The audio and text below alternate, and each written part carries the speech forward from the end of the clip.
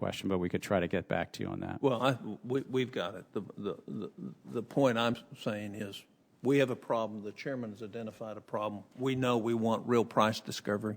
We know we want real transparency in our markets. We know we have to have speculators to create a market.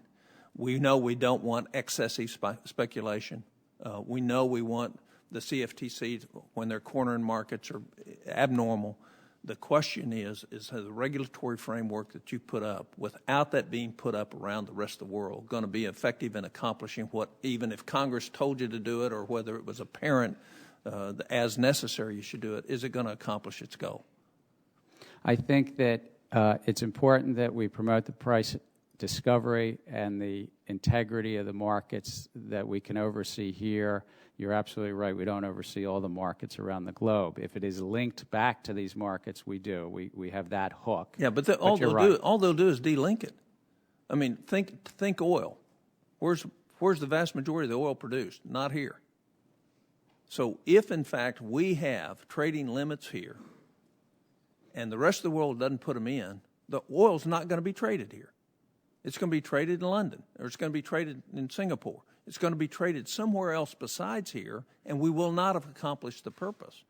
And what needs to happen is the effective implementation of transparency and price stability in all the markets, not here. Because what my worry is we're one click away. My computer, one additional click, I can go to London and trade. No, that's my worry about the European crisis right now. We're one click away the other direction. So we're working pretty hard to finish our roles to make sure our financial institutions are less at risk, less interconnected through the swaps market, and that they're more transparency, and the markets that we can oversee actually have greater transparency and greater integrity. Yeah.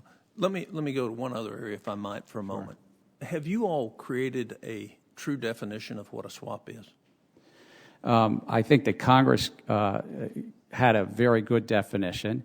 We were asked by Congress to further define the word swap, working along with the Securities and Exchange Commission. We had a lot of public input through what's called an advance notice, a proposal, and we're working to finalize that in the next several months. So you can't regulate it till we define it, correct?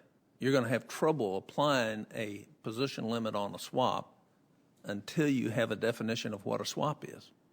We've actually envisioned exactly that these rules go into effect for certain futures products in the spot month. But to the extent they relate to swaps, because Congress asked us to, quote, further define it with the SEC, we need to finalize that role. As I say, we're envisioning. When does that have to be done by?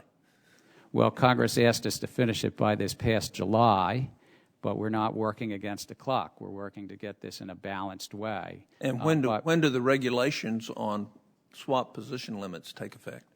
The spot month limits that are on certain futures will take effect, but the ones that relate to swaps,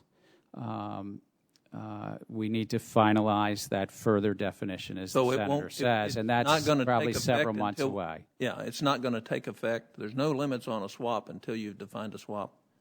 Is that what you're telling me? That is generally correct. There's some exceptions because in a law passed in 2008 around significant price discovery contracts, there are some in natural gas, but we do have some. So there's not going to be any position limits enforced by the CFTC until the definition of what a swap is out there, other than with the exception you described in 2008. That is generally correct.